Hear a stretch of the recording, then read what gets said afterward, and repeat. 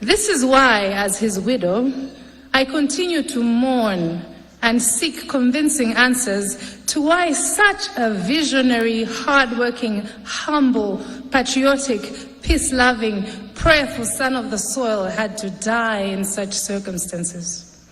There are still many unanswered questions regarding those 24 hours.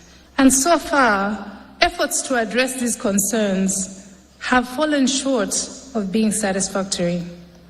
Despite that, I recognize that Dr. Saulos Chilima now transcends earthly worries, and that through this foundation, the legacy of Dr. Saulos Chilima remains alive, unstoppable, and vanquished and undefeated.